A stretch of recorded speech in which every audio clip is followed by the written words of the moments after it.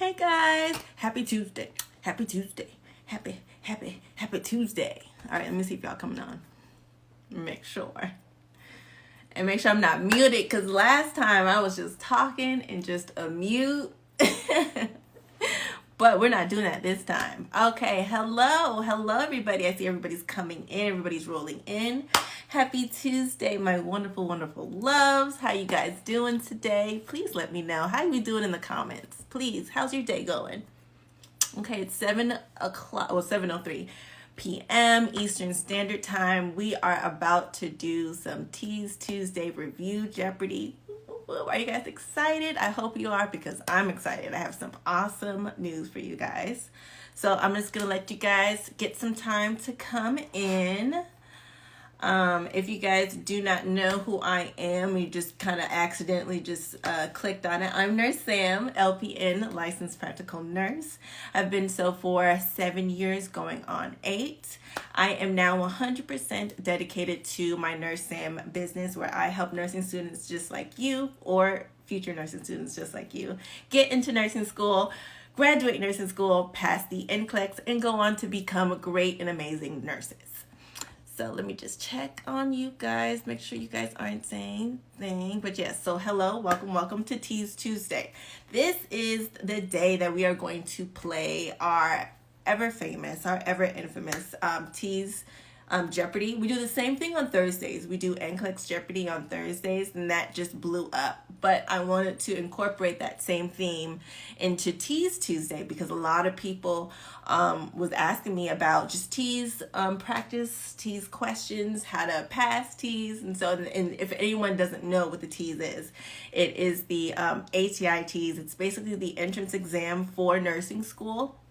In order to get into a nursing program, doesn't matter if it's an RN program or LPN program, you have to pass an entrance exam per whatever program requirements, but you have to take an entrance exam to be placed inside the nursing school.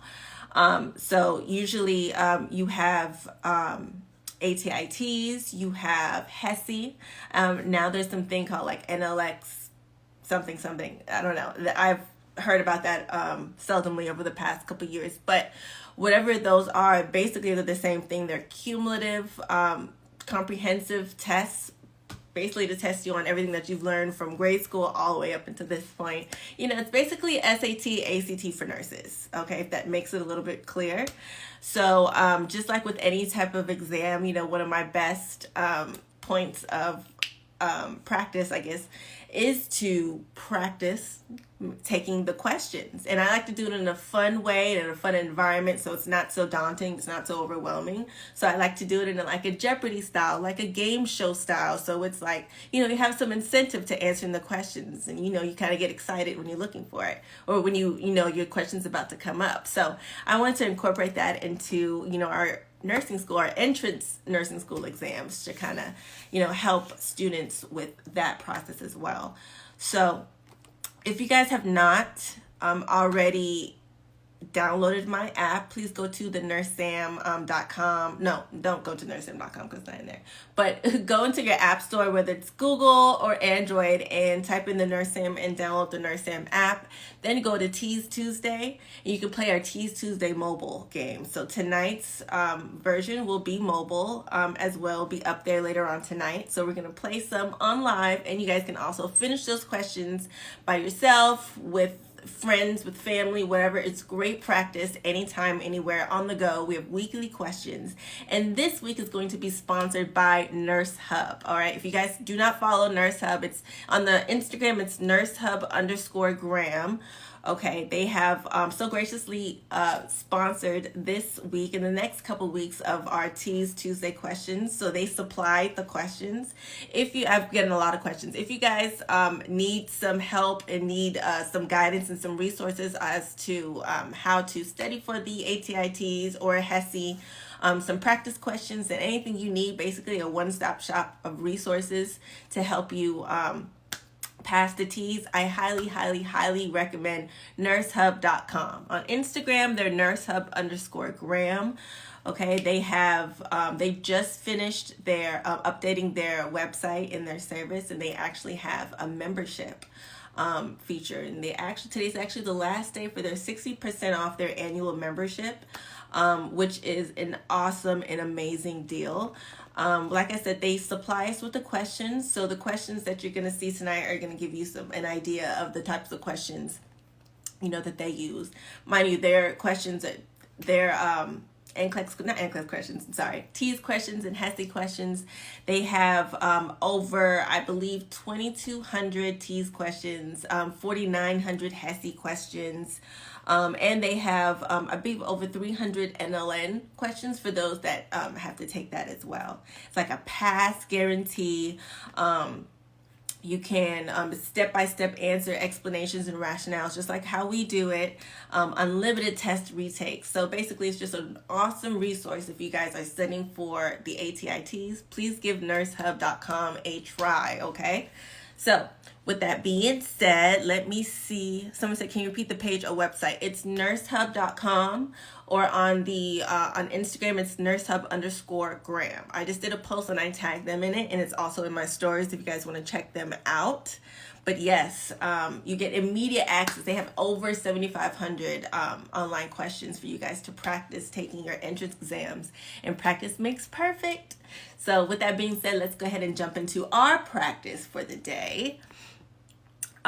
For this week. Once again, if you go ahead and download the NurseSam app, you can play along with the TEAS Tuesday questions. So let's go ahead and get started.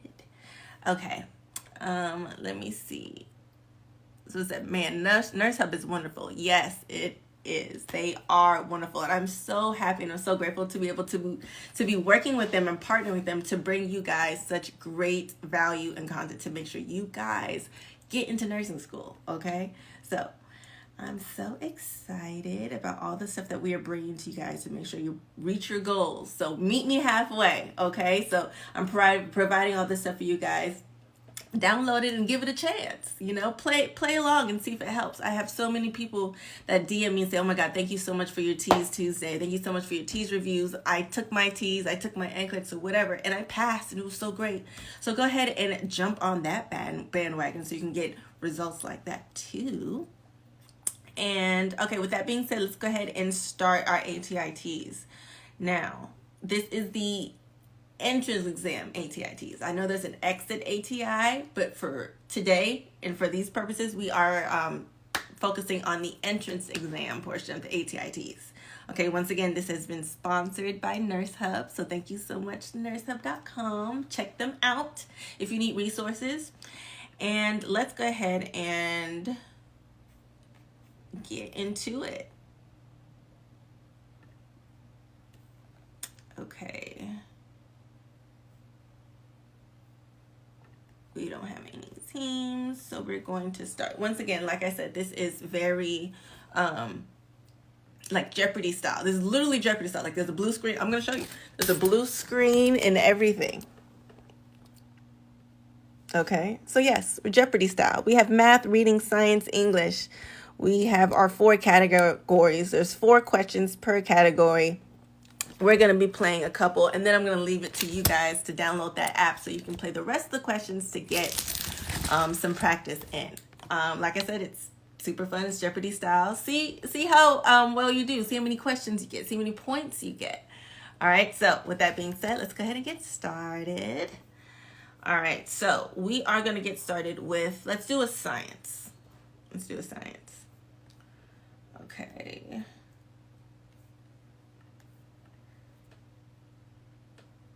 And let's do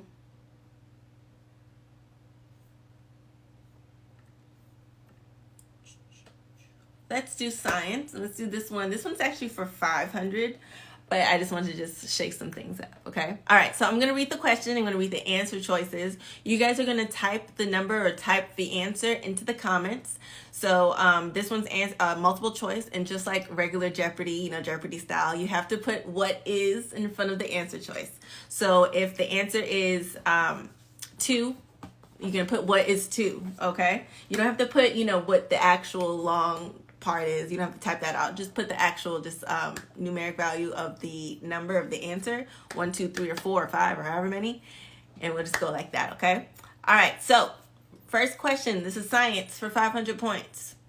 2 criteria for classifying epithelial tissue are: 1, cell type and cell function; 2, cell shape and cell type; 3, cell layers and cell shape; or 4, cell function and cell layers. What are the 2 criteria for classifying epithelial tissues? All right, let's go ahead and repeat the answer choices again. Remember, just put what is and then whatever the number is inside the comments, okay? So 1 is cell type and cell function. 2 is cell shape and cell type. 3 is cell layers and cell shape. And 4 is cell function and cell layers. What's our 2 criteria for classifying epithelial tissue? All right, so I'm getting a lot of 3. What is 3? And just to remind you guys, 3 is cell layers and cell shape. Oh, wait, I'm getting some more. What is 3? So everyone's pretty much giving me 3, so I'm guessing it's 3. So let's look and see. All right, so we're gonna see what our answer is, and it is what is 3. Great job, guys. It says cell layers and cell shape are the criteria for classifying epithelial tissue. Cell layers refers to the amount of cells that separate the basement membrane from the surface, such as a simple single layer, a stratified layer, which is 2 or more, or a pseudostratified layer. Cell shapes refer to the shape of the outer cells and can be squamous, columnar, or cuboidal. Okay, so once again, the 2 criteria for classifying epithelial tissues. We have cell shape and cell layers. All right, an example of some cell layers, it refers to the amount of cells that separate the basement from the surface. Okay, so you have simple single layers, you have a stratified layer, which is 2 or more of the layers, and then you have a pseudo-stratified layer. So just kind of just think about the cells that are stacking, just like literally a layer. And then cell shape, okay, refers to the shape of the outer cell. That can be squamous, that can be cuboidal, or columnar. The names kind of give hints to the shape. Squamous is kind of, there's no like pattern to it. There's no like consistency. Let me go to the actual squamous. Let me see what Google actually says. It's covered with or characterized by scales. And it's consists of a very thin, flattened layer of cells. Yeah, so that's what squamous means. Okay.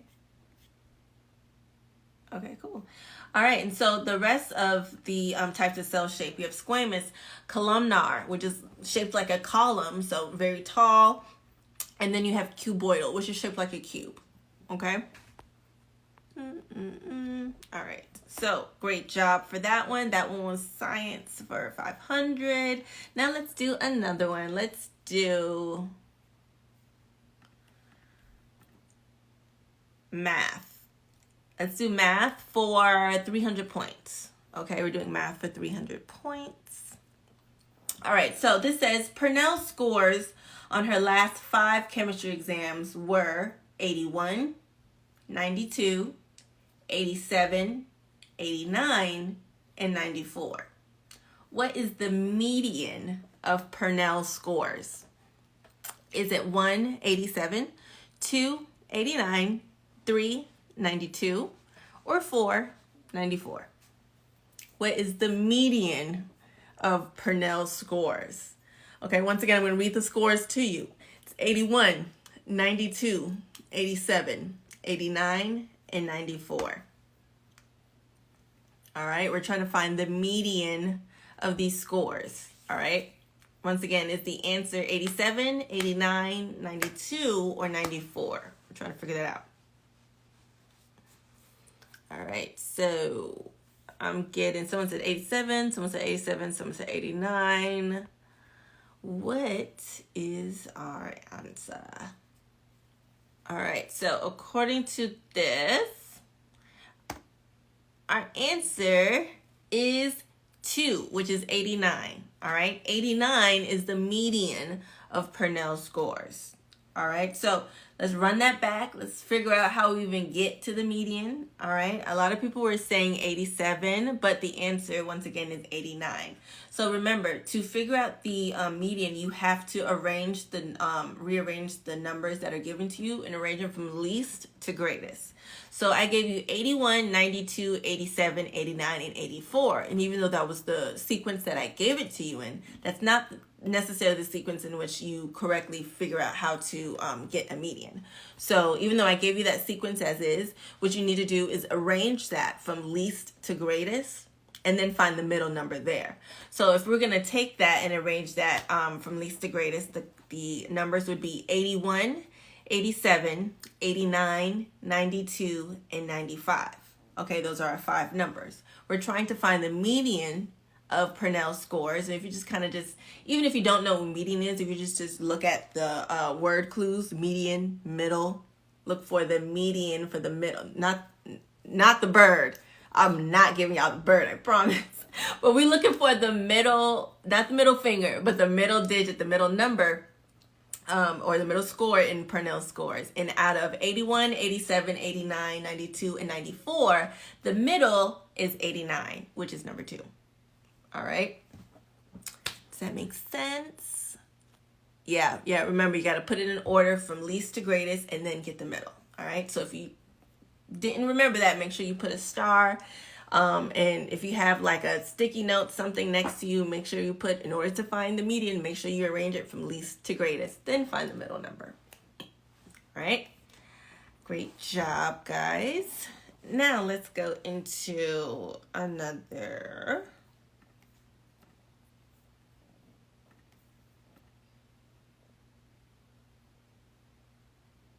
Okay, let's go to English for 300. Now, I rock with math, I rock with science. When it comes to English and reading, I've always been like that. I've just never been an English and a reading person. Like I just never been a reading person. I'd rather watch it. So just whenever it came to like reading in English for any type of test, whenever that portion came, I just heavily sighed. So I know if it's a struggle for me and you guys are struggling too, this is what I did. Once again, just practice. I knew it was nothing that I can do that's going to make me like reading in English. So I just had to kind of work with it and just figure out a way that I can get through it without wanting to die of boredom. Okay, so let's read this question. This says, which of the following types of language are not appropriate in a research paper? 1, colloquialisms. 2, contractions. 3, relative pronouns. Or 4, both A and B, which is colloquialisms and contractions. So which of the following types of language are not appropriate in a research paper?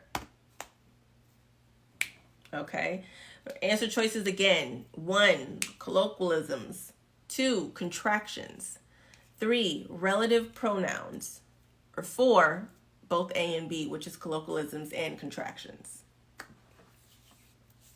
All right, we're trying to figure out the types of language that's not appropriate for a research paper. Okay, I'm getting what is for, which is both A and B, colloquialisms and contractions. And that is the correct answer. So great job, guys. It says research papers are formal exercises that should not include several types of speech used in informal spoken settings. Colloquialisms are non-standard forms of language such as ain't or slang like dude. Dude slang? Okay, like sis. Contractions represent the words as they sound in speech.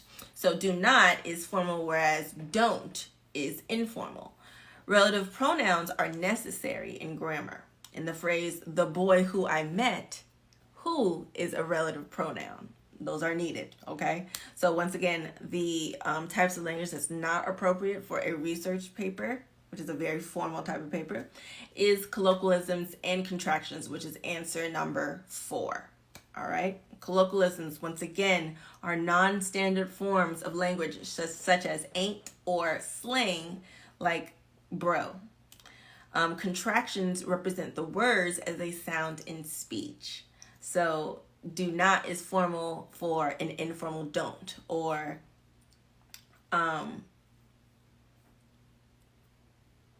where is formal, whereas where's isn't. Does that make sense? So basically, once again, contractions represent the words as they sound in the speech. Okay.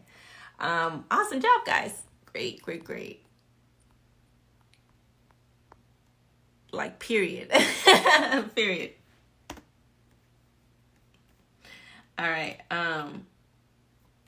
Actually, while we're in here, give me an example of a colloquialism and give me an example of a contraction. Just type one example of each in the comments. So give me one example of a colloquialism, which is a non-standard form of language, such as ain't or slang like bro. And a contraction, give me an example of that, represents the words as they sound in speech.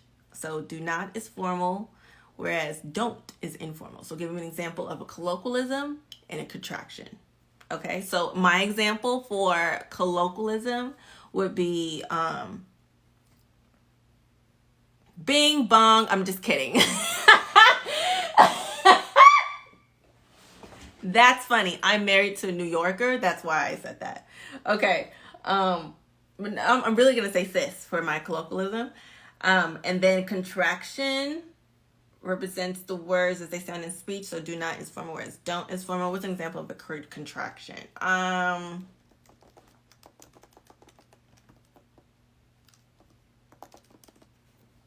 As they sound in speech. Can't. Like can't, cannot, don't, do not, I've, which is like I and have, but it's I've. So those are examples of contractions. Let me look. Shouldn't, that's a good one. For show, glamour's on. Glamour's on. Gonna, wanna, funna, shoulda. No, is shoulda one? Should've, it would be a contraction. Should've would have been contraction. Yeah. So great job, guys. Awesome with the funna and y'all. Ooh, you so country and southern. No, it's not necessarily you can use cannot instead of can't. It's just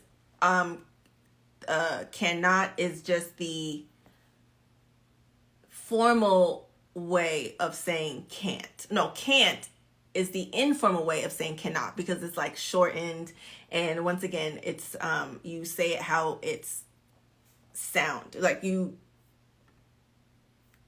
wait, hold on, let me go back to it. It represents the words as they sound in speech. So who said it? So yeah, so it's not necessary that you can't or cannot use can't or cannot. It's just one's informal, one's formal. All right. Great job, guys. Next question. Let's look. All right. This was reading for 100 points. All right. This one, it says, which of the answer choices gives the best definition for the underlined word in the following sentence? So I'm going to read the sentence and I'm going to read the answer choices, and I'm going to let you guys know what the underlined word is, and you tell me what the best definition of the underlined word is based on that choices I'm going to give you. So the sentence reads, Adelaide attempted to, how do you say that word? Wait for it. Assuage. Oh, okay, assuage. All right. Adeline attempted to assuage her guilt over the piece of cheesecake by limiting herself to salads the following day. Adelaide attempted to assuage is underlined, okay? Adelaide attempted to assuage her guilt over the piece of cheesecake by limiting herself to salads the following day.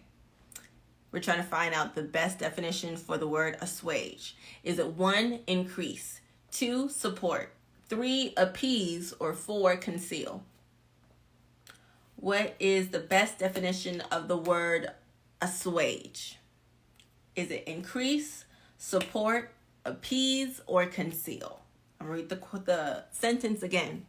Adelaide attempted to assuage her guilt over the piece of cheesecake by limiting herself to salads the following day. Girl, now Adelaide, it was just Thanksgiving. You need to assuage nothing, okay? Don't assuage nothing over that piece of cheesecake. That was Thanksgiving cheesecake, girl. Don't you eat that salad? It's Thanksgiving. All right, let's see what you guys are saying. All y'all saying appease. 3.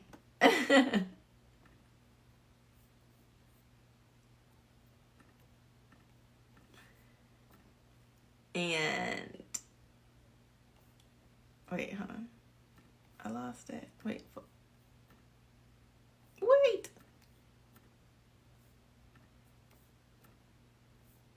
Hold on, y'all, because I literally lost it. Wait, 1 second.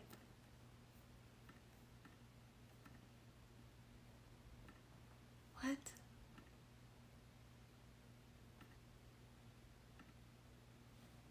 Give me 2 seconds.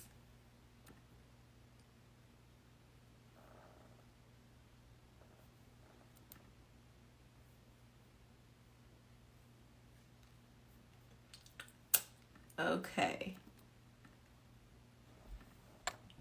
I said guilty. This is a tease question. Okay, let me go back out. 1 second, guys, because... Okay, gotcha. All right, we're back. My fault. I somehow lost the game, but it is back. All right, so once again, we're trying to figure out what the definition of assuage is. Okay, everyone's saying 3, appease, and that is the correct answer. It is, what is 3? It says to assuage is to lessen the effects of something. So in this case, Adelaide's guilt over eating the piece of cheesecake. That's what's being assuaged, okay? The context of the sentence also suggests that she feels sorry for eating it and wants to compensate the following day. All right, so once again, assuage means to lessen the effects of something. In this case, we're trying to lessen the effects of her guilt over eating that bomb-ass piece of cheesecake, okay?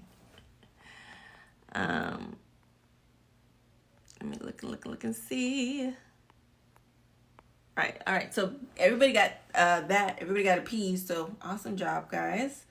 Let's go into another math question. All right. This says, Gordon purchased a television when his local electronics store had a sale. The television was offered at 30% off its original price of $472. What was the sales price that Gordon paid? Is it 1, $141.60, 2, $225.70, 3, $305.30, or 4, $330.40? All right. What was the sale price that Gordon paid? The TV was 30% off its original price of $472. Someone said, I hate percents. We're gonna figure out a way where we're gonna go from I hate percents to I don't like percents as much as anything else. We can go from hate to don't like. Okay. Someone said, what is 4? What is 4? We're trying to figure out the sales price of that TV is 30% off. Full price is $472. What is that sale price that Gordon is paying? Is it 1, $141.60, 2, $225.70, 3, $305.30, or 4, $330.40? Ronnie, I got you, boo. I always save the lives. All right, guys. Y'all are saying 4. I'm seeing 4, and that is correct. It is 4, which is $330.40. All right, so the television is 30% off, and the original price is $472. So if you do in order to get the sales price, you have to take 30% of $472. 30%, if you go from 30% to a decimal, that 30% is 0.30 or 0.3. So you multiply that by the original price of $472. So that would be $141.60. All right, $141.60. That is 30%. Now remember, the television is 30% off. Okay, so if 30% of $472 is $141.60, remember, we're trying to figure out what the discounted price is. So we're going to subtract that $141.60 from the original $472 to get what the now discounted price is. So $472 subtracted by $141.60 is $330.40. Therefore, good old Gordo paid $330.40 for the television. It must have been like a Black Friday sale going on for Gordon. He paid, he got about $140 off. Okay.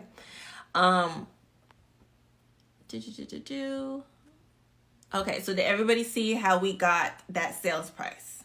All right, so I know you guys hate percents. I know I hate percents too. But whenever you see that something is blank percent off of a price, in my mind, I do it two ways. Like, I know that I have to find, like, if it's, for example, this one was 30% off $472. So I can even look at it in two ways. The first way is, okay, I know it's 30% off $472. So I have to figure out what the value of what 30% off is and then subtract it. Or you can do it the other way, which is, if it's 30% off, then you know that it's 70% of the original price.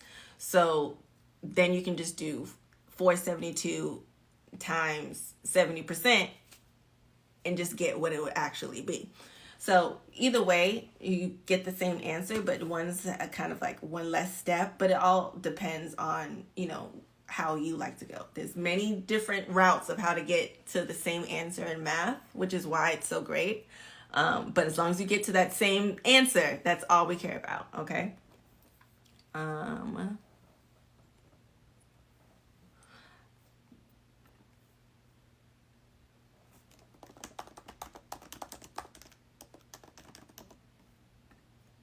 Someone said, can you use the calculator on a TEAS test? Yes, you can use a calculator. They're going to provide you with a calculator. Or they'll just give you like, on the computer, they'll give you like a digital calculator. Sometimes it's like that as well. I think when I took my TEAS, I didn't have an actual physical calculator. Like, I used the one in the computer. All right, now let's go back. All right, now let's do another question.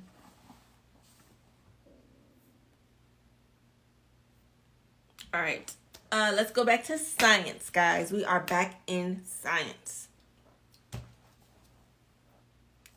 I interrupt this Tease Tuesday to give you guys a quick study break brought to you by the Study Gummies. Are you overwhelmed and struggling and just need a quick boost of focus and mental clarity? If so, the Study Gummies is exactly what you need. Listen, I just know that whenever, before I start my day, before I start taking these questions, before I start a study session or just any type of something where I have to use my brain for an extended amount of time, I pop 2 of these gummies. It's the intervention for me. It's the commercial break for me, love. It is a commercial break. Hulu, no ads. This is a no ad. You get 1 ad. I'm sorry. This is like ABC. Even though you pay for no ads, you get 1. I'm just kidding. But yes, anytime I'm about to start something where I have to work, where my brain has to do some work, aka it's about to be the end of the month, so I have to do my finances, my end of the month finances, and I'm not a finance person just at all, so I get instantly frustrated all the time. So I always take 2 of these because I know I'm not going to be motivated. I don't really like numbers like that when it comes to especially when it's reviewing numbers of how much I spend. I don't want you to, I don't want that. I just don't. So I'm going to be in a bad mood. So I'm going to pop 2 of these to elevate my mood, to help me focus on these numbers. And I'm going to actually give 2 to my husband so it can elevate his mood, so he's not too mad at me when he sees how much I spent at the mall the other day. All right. So, whoop. All right. So let's go back. We're back from our break. We're back for our intermission, okay? Let's go back. We're doing a science question for 400 questions. 400 questions, 400 points. All right, it reads, which of the following is an example of the location and function of cartilage in the body? It's 1, the dense connective tissue that comprises the better part of the structural skeleton.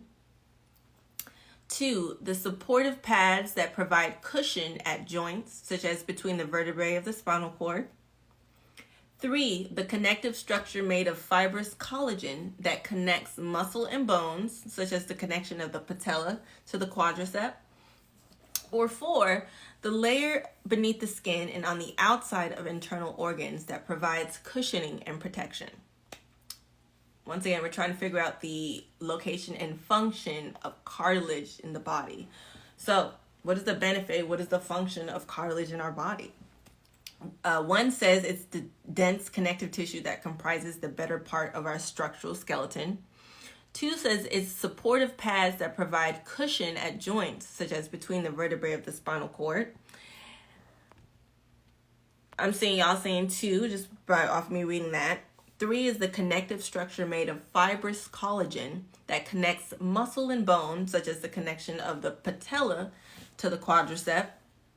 And then 4 says the layer beneath the skin and on the outside of internal organs that provides cushioning and protection.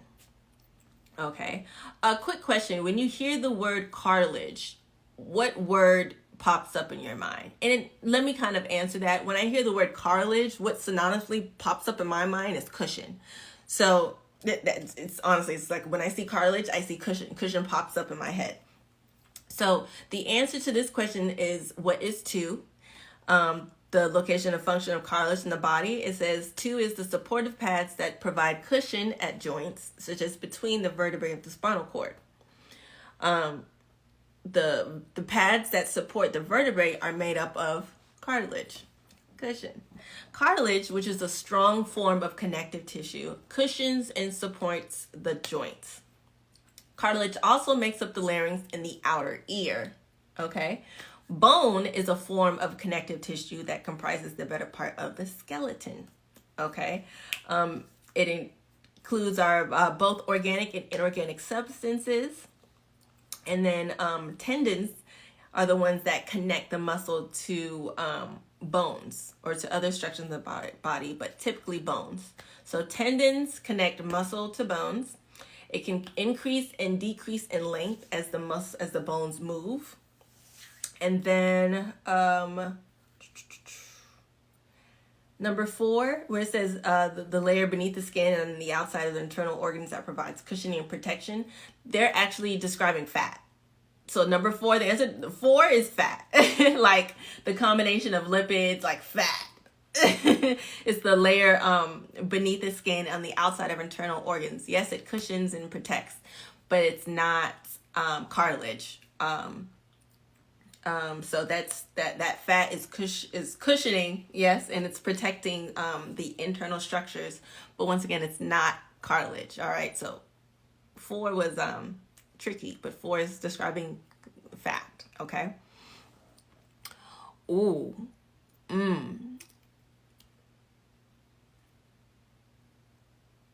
I'm not even gonna lie to you. I don't speak Spanish at all.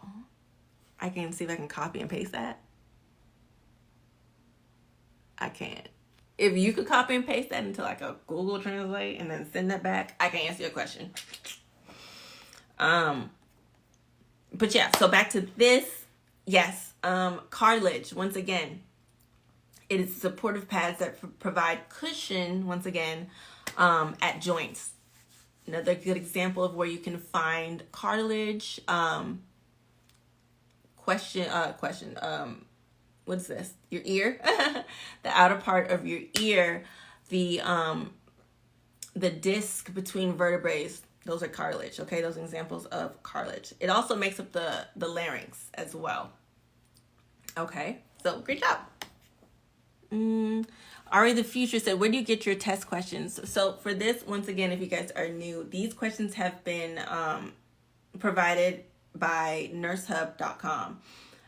So if you guys have not followed them or been a part of their website or even part of their membership, they have 60% off their annual membership going on right now. But because this episode of Teas and the next few episodes of Teas Tuesdays are going to be sponsored by Nurse Hub, they're actually the ones that are giving us and supplying us with these questions.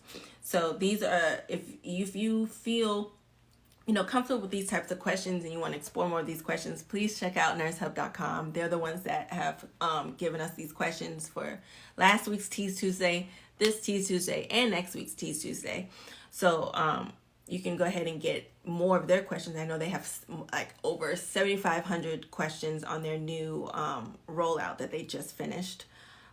So make sure you check out nursehub.com. That's where we get our questions for tonight's Teas episode. We get it from nursehub.com. Okay. Let's look and see. You're welcome. And once again, if you guys are interested in Nurse Hub and signing up for them, they are today is the last day for their 60% off their annual membership. So you can go ahead and check out that awesome deal as well. All right, guys, next question. All right, this one is English. Okay, it says, which of the following nouns is the correct plural form of the word tempo? Not the Chris Brown. Can y'all hear me? Can y'all hear me? Something happened on my phone. I just want to make sure y'all can hear me so I'm not talking for 5 more minutes like I was yesterday on mute. Can y'all hear me? Which of the following nouns is the correct plural form of the word tempo? Okay, y'all can hear me. Awesome. So, is it 1, tempo, 2, tempe, 3, tempi, or 4, tempos? What is the correct plural form of the word tempo? Let me switch up the tempo. Let me switch up the tempo. Is it 1, tempo, 2, tempe, 3, tempi, or 4, tempos? Let me switch up the tempo. Let me switch up the tempe. Let me switch up the tempi. Let me switch up the tempos. I don't know which one. What is it? I see 4, I see 3.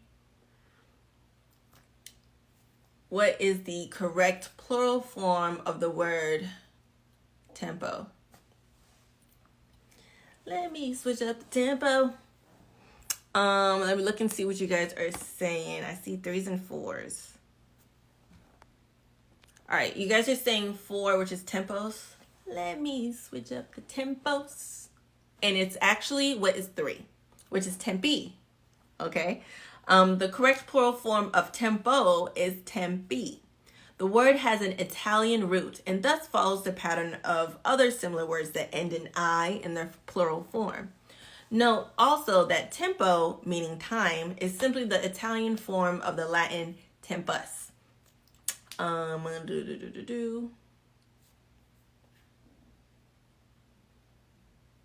it says other Latin-based nouns ending in US also take the I ending when made plural. So,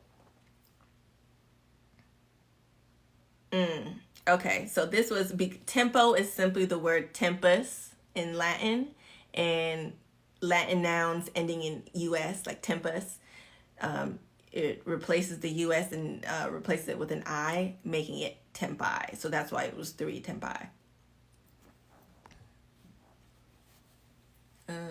Okay, the news to me. I didn't know that tempo was Italian. Usually everything's like Latin. So that definitely would have got me. See, I told you, reading in English, it just does not work for me. But I like to be very honest and upfront with you guys, and just very vulnerable, not vulnerable, transparent with you guys, because I never want you guys to think that perfection is a thing, that nobody else struggles and nobody else has ever like super struggled with any type of test, or any aspect of a test. Like, first of all, I'm ADD for real, okay? And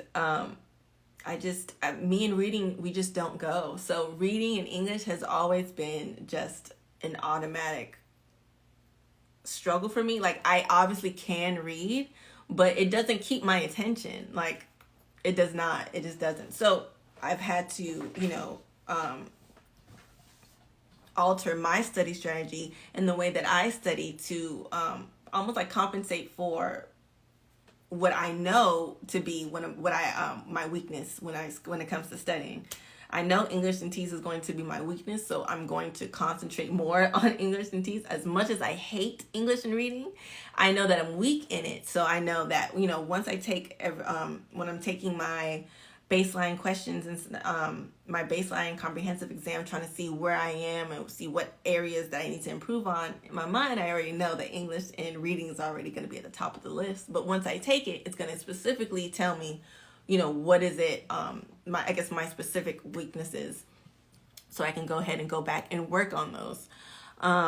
Someone said, was doing a practice test this afternoon and I saw the same question, but I got it wrong.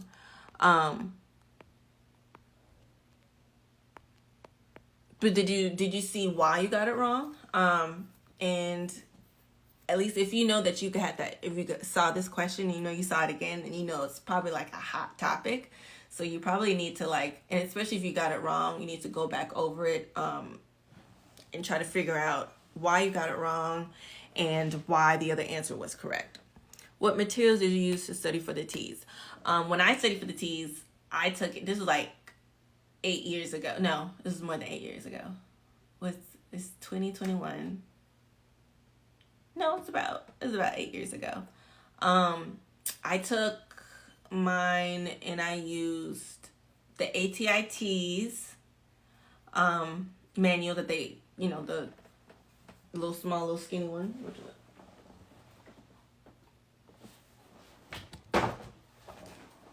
The one that they actually, that's made from the creators of the exam. I used this just so I can kind of know the structure. You see how skinny this is? I knew this was not going to be no type of comprehensive review for me. Child, please. So this helped me know what the structure was, and plus it's from the creators of the exam. So, no one can tell you better about an exam than the people that actually made it. So that's why I used that. And then for my actual, I use that for the structure, as well as some of the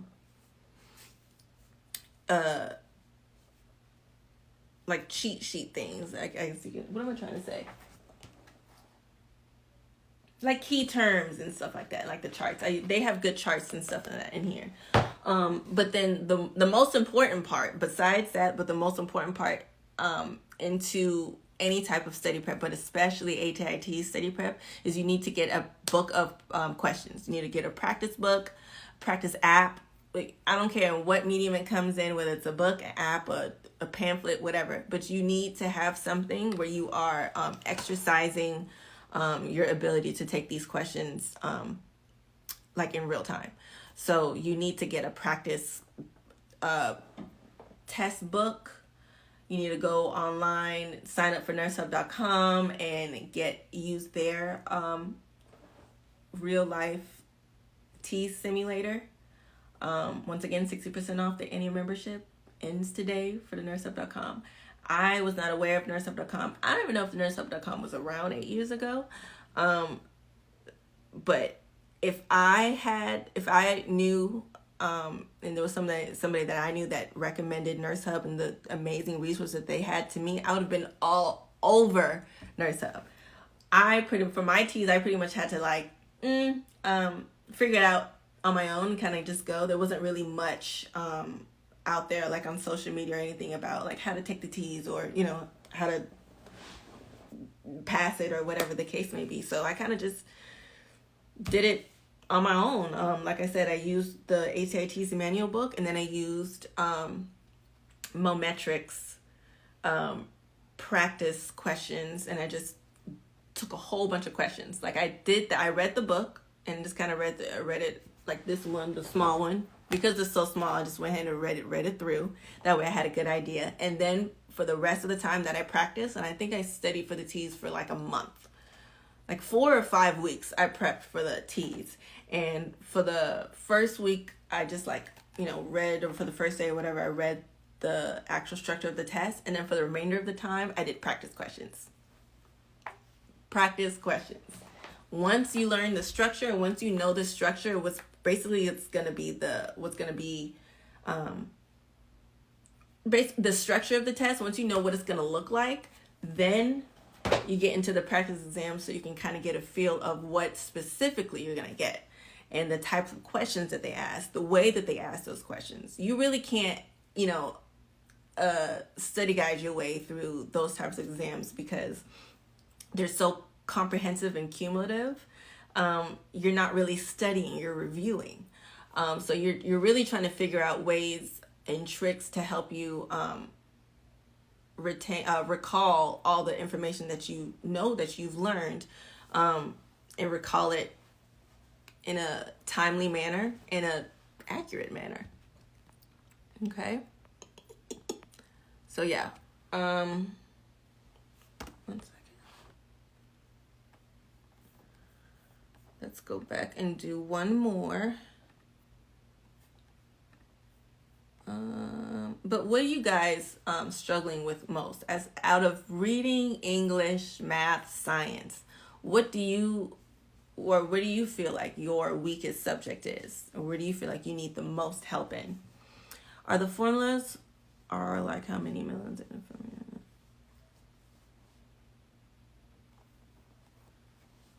I'm not sure if I understand your question, Cassie. What form are you asking about? The T's?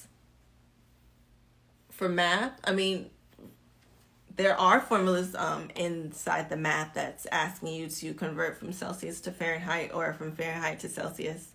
Definitely conversions like milliliters, liters. Yeah, that stuff is on the T's. Okay,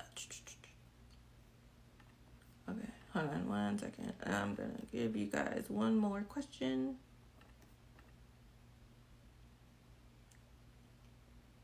All right, let's do another math question, okay? Which of the following is the percentage equivalent of 0.0016?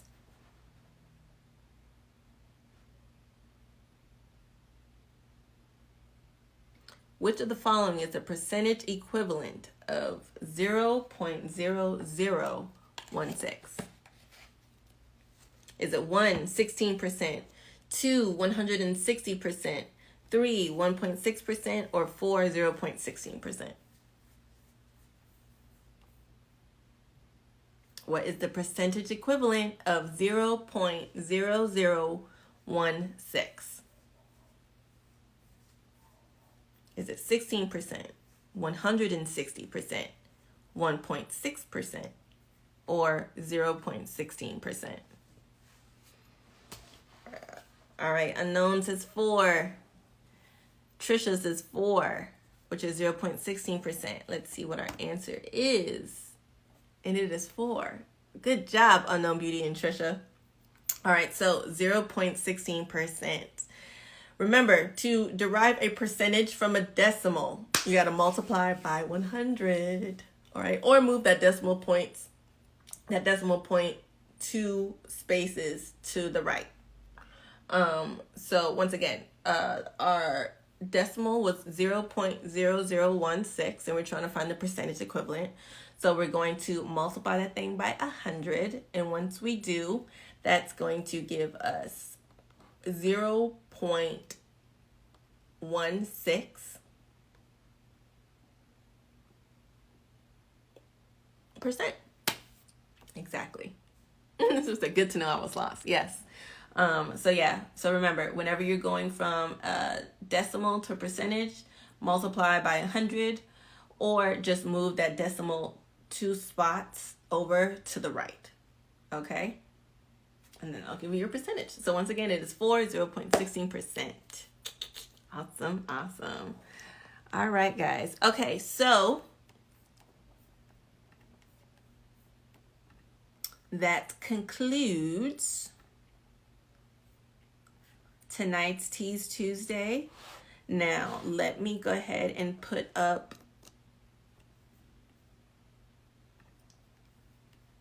let me put it up in the app so you guys can go ahead and when you download the app and go into the Teas Tuesday mobile Jeopardy game, you'll have the questions from tonight, so you can finish off the rest of the questions. It's a total of like 20 questions. So we only did like, I don't know, like 6, 7 or so. So you guys can go and finish the rest for a good weekly practice. Okay. Remember, practice makes perfect. So if you don't have the funds to get, like the Nurse Hub annual membership, or the Momentric study guide, if you're short on cash, or you just need something to needed a way to just practice questions, like I said, download the Nurse Sam app. It's completely free. You get weekly free practice questions in Jeopardy style. So go ahead on the app, and just like we had the blue screen, it's about 20 questions. You get 20 questions every week, 100% for free, so you can have some practice in taking the HESI, the TEAS, the NCLEX, whatever it is. Just want to bring that to you guys and make you aware of that resource.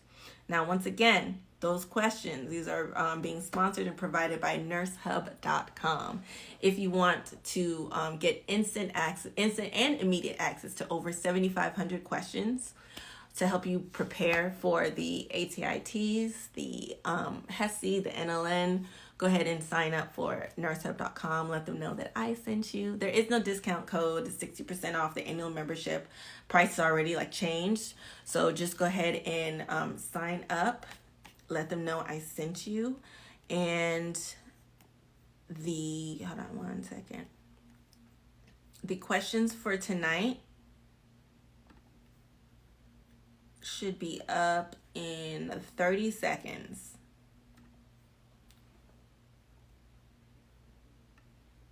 Yeah, it should be up in 30 seconds.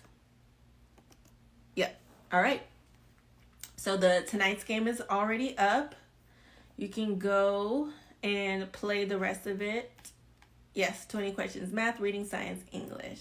And once again, our Teas Tuesday, the last 2 and the next one for next week, they have all been sponsored by nursehub.com. So make sure you check them out.